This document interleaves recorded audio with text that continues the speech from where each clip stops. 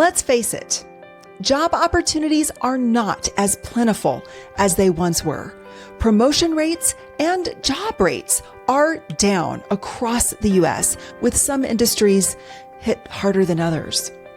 In a more competitive environment, standing out from the crowd can be difficult, exhausting, and just plain discouraging.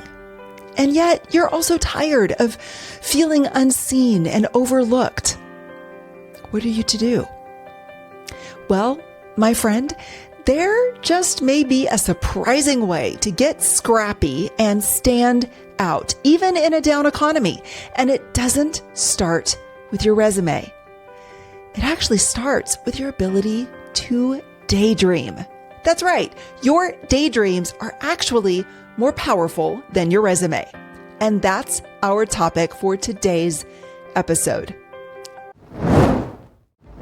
Welcome to Daring Breakthroughs, the podcast obsessed with helping professionals at all levels, just like you, build unstoppable confidence, gain crystal clarity, and create powerful networking connections to give you a competitive edge. We share practical strategies and inspiring stories from daring people who have achieved remarkable breakthroughs. I know that if you can see it, you can be it, because I navigated my own career from Walmart to Wall Street. And my friend, you can too. I'm your host and author of Break Up, Break In, Break Through, Jenn Landis. It used to be that hustling was the obvious way to become the undeniable choice for that next breakthrough opportunity.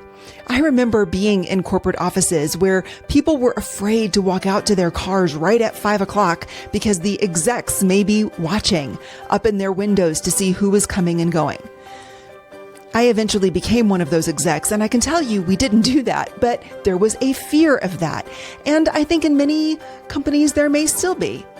Whether you are chasing a promotion in your current company, an opportunity through your network to a new company, or maybe a pivot to a different industry or role, if you hustled, good things just seem to come your way.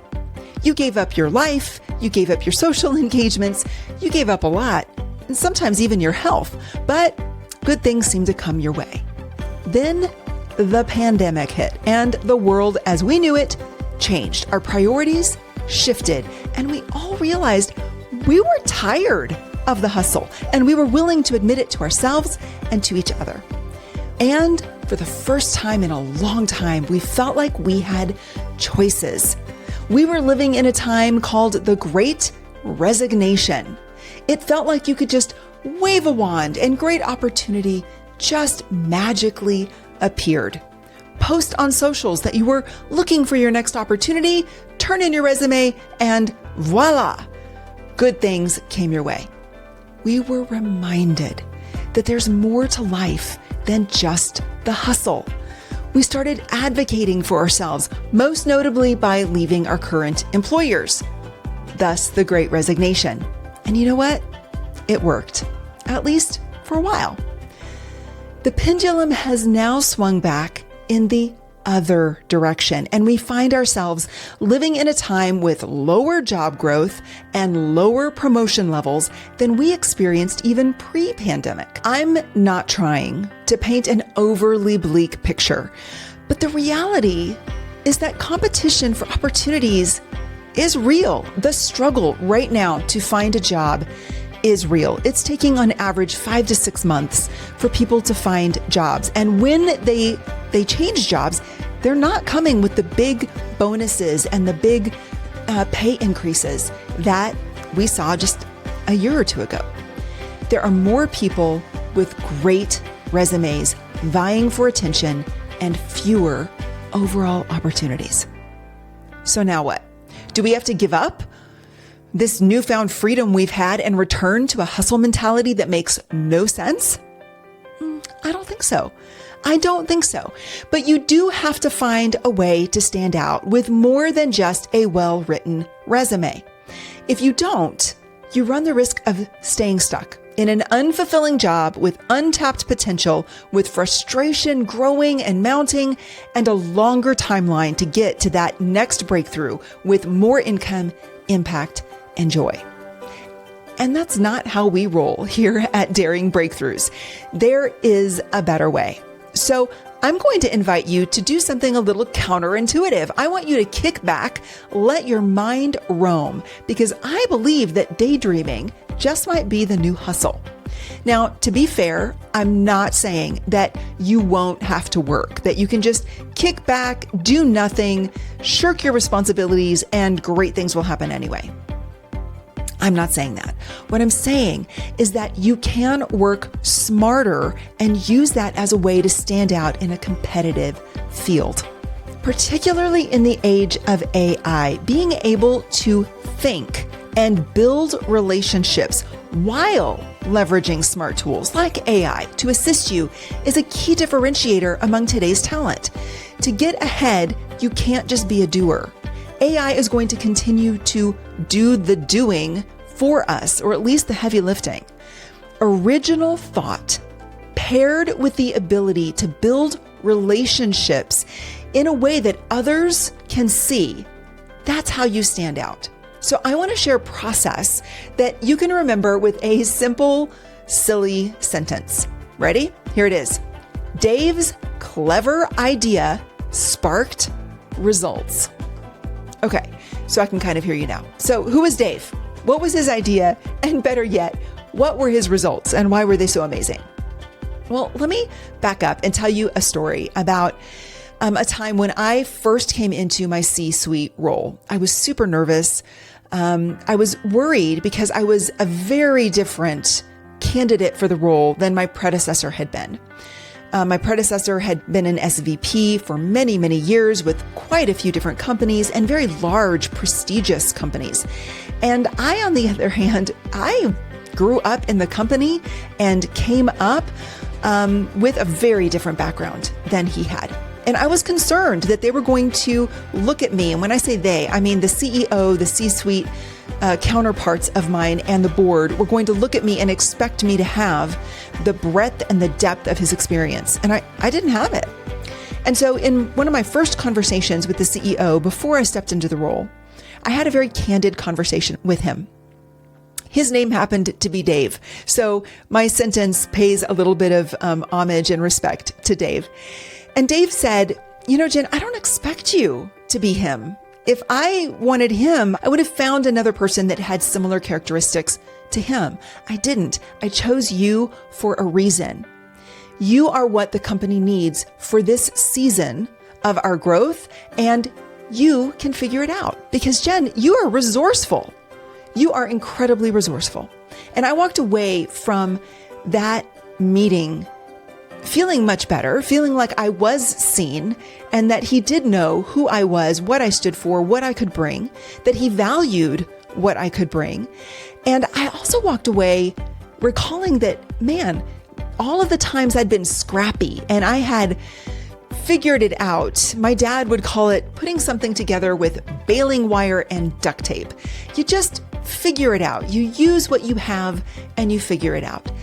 And his calling me resourceful in that moment gave me confidence.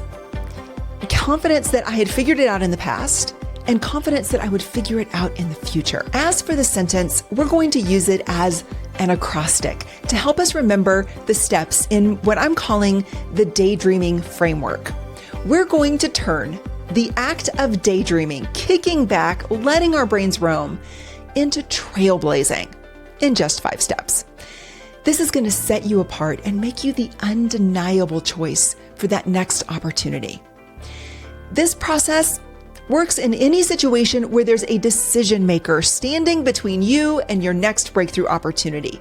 The purpose of this is to gain visibility. Whether you're an entrepreneur or you're in a networking group and you just want a higher, more visible role, or maybe something within your community. Anywhere where a decision has to be made by someone other than you, and visibility is going to help you stand out. That is what this framework will help you do. Step 1 is daydreaming. Daydreaming in this context is the opposite of the hustle mentality.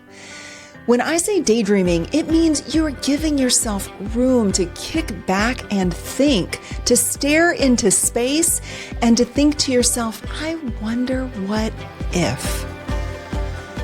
With no purpose, no agenda, just allowing your mind to drift, allowing your thoughts to slow, and reducing your stress by practicing mental rest while also building mental strength because you are deep thinking and you are using every part of your brain in a way that it was intended to be used.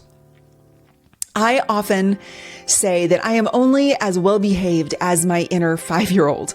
I need snacks, I need naps, and I need playtime. And I think most of us are only as well behaved as our inner 5-year-olds. And I think our brains need playtime. And it's so easy to get caught in a trap of checking off to-dos and moving on to the next thing that we don't really stop and give ourselves time to think and to let our minds wander. Like thinking without the pressure of direction, like I've got to think about this one specific thing. No, just letting yourself float in a sea of thoughts and just letting it be. I think this is also why meditation and the practice of meditation has really become so incredibly popular, because it gives us that space to just rest.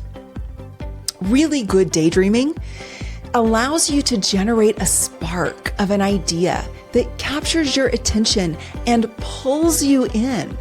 So for me, in my background and example, I had a daydreaming session in which I really wanted to see our organization put in place a corporate university.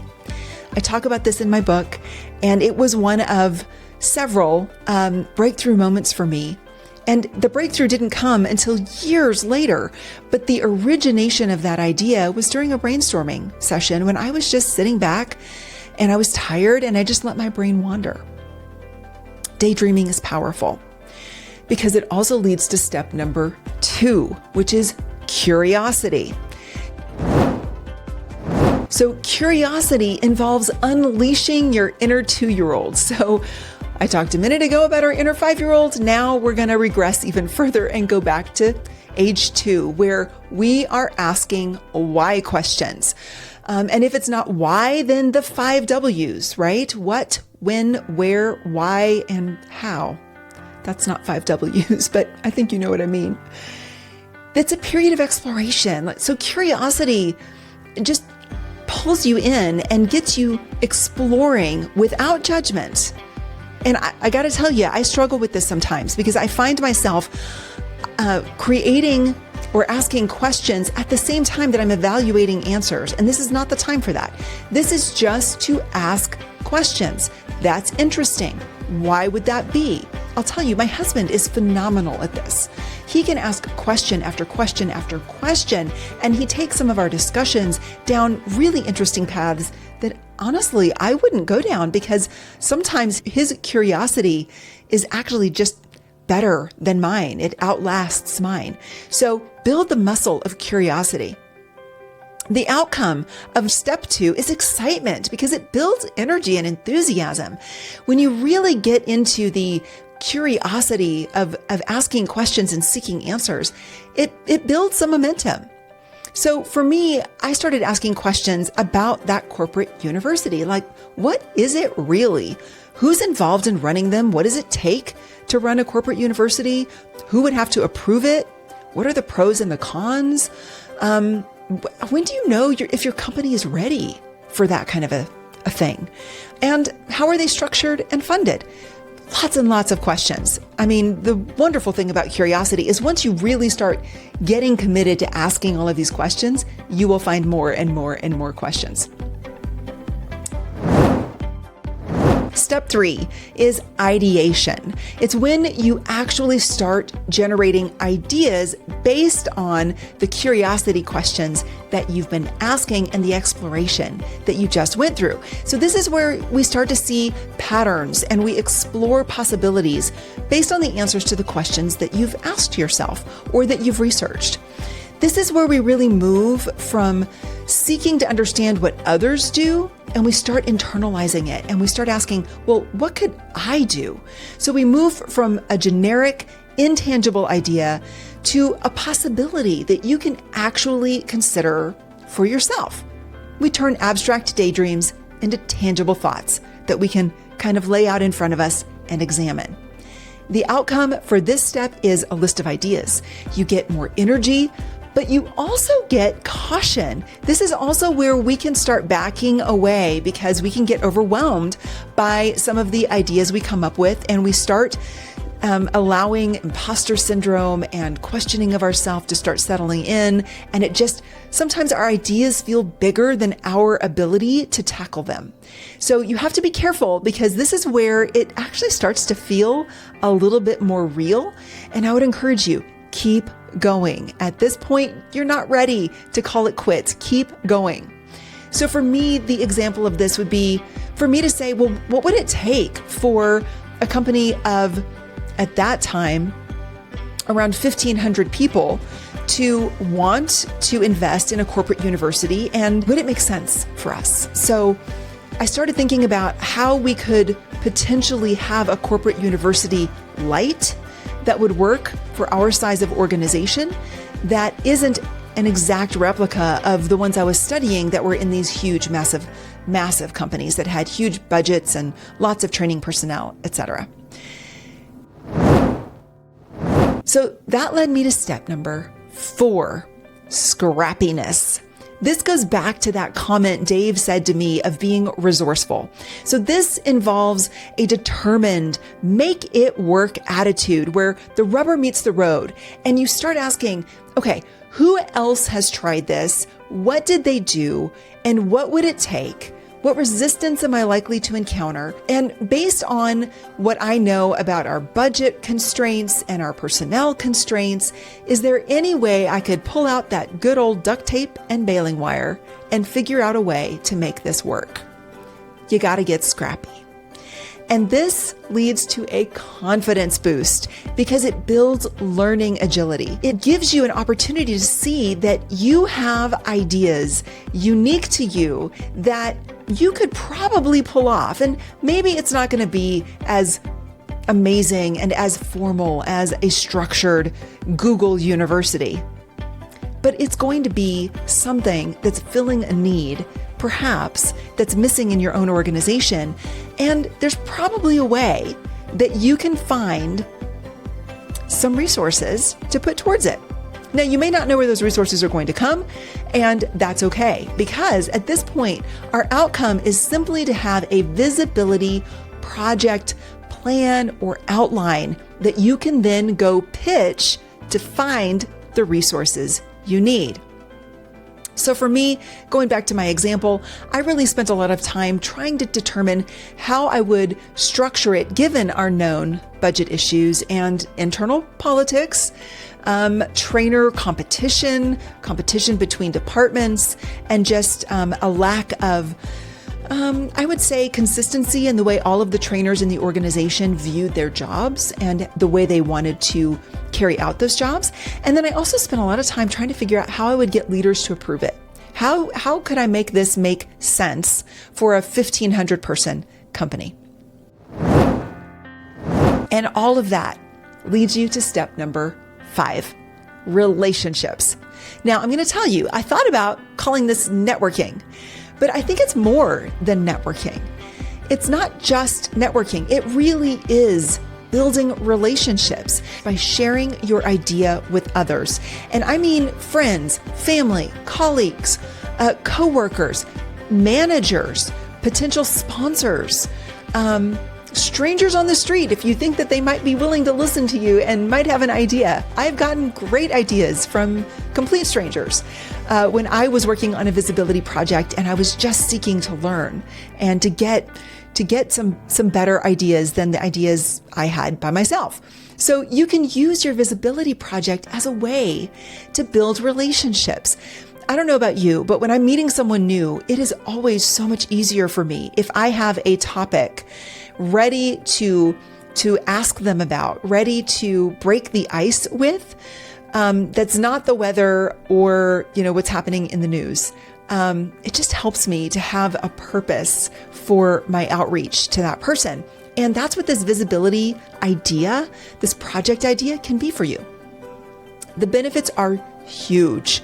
You stand out in remarkable ways. So let me just tell you, again, you cannot underestimate just how much this kind of an approach helps you stand out from the crowd. And I can say that from both perspectives, right? As the person who gained incredible opportunities by doing this process multiple times over and over throughout my career and gaining visibility as a result of it. And as a senior executive leader who had to pick talent, who had to work with talent, develop talent, and select talent to sponsor and to provide opportunities for, or to give opportunities, whether that was a full-time job, a promotion, a leading role in a very visible, important strategic project. Those that stood out were those that came forward with ideas that they had generated based on gaps that they saw in the organization. And those were the people who demonstrated resourcefulness and scrappiness. And those were the folks that the senior team would quite honestly fight over at times because we wanted them on our projects. This works. The interesting thing about this is that this works even when it's not your visibility project that gets approved. So I told you that a few minutes ago, I said that I had done this and that it had worked, but it took several years for it to come back. I talk about this in my book as well as the keynotes that I deliver. I had an opportunity that I pitched that 2 years after I pitched it came back around full cycle. I had left the organization and they came and found me, recruited me back into the organization to implement this idea that I had pitched 2 years prior. And it was because I had shown my scrappiness, because I had a plan. They were so, impressed by my initiative and my willingness to put myself out there that they never let go of it. It was a pretty good idea too. That helps as well.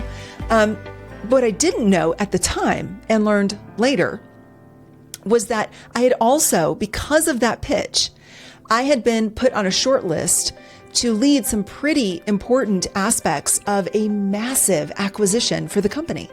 And they wanted me in a project management role. It had nothing to do with the topic that I had pitched. But because I had demonstrated resourcefulness, independent thinking, and a willingness to make bold action by bringing it forward and pitching it, those were characteristics they wanted in their leaders for this acquisition team.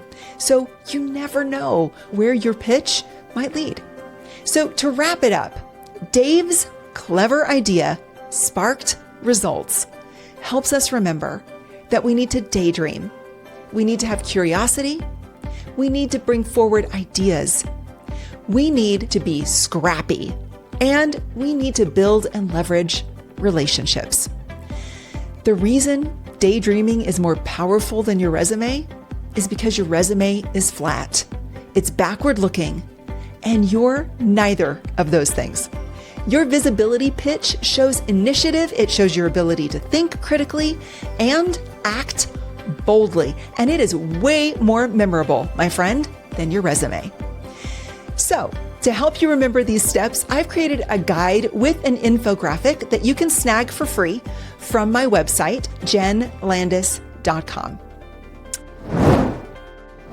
Well, that's a wrap for this episode. Thank you for joining me for this episode of Daring Breakthroughs. Don't forget to check out the show notes for free tools and links related to this episode. If you found value in this episode, would you like, review, and subscribe so that you don't miss the next episode. I'd love to have you join me throughout this entire journey. While you're at it, let's connect on social media. I'd love to hear from you. You can find me nearly everywhere with the handle Ask Jenn Landis. That's Jenn with 2 N's. And of course, if you need a speaker for your next event, I'm your girl. Check out my website, jennlandis.com. That's JENNLANDIS.com for all the ways we can work together. Until next time, share an insight you gained today with a friend, and then apply that insight by making one bold move. I dare you.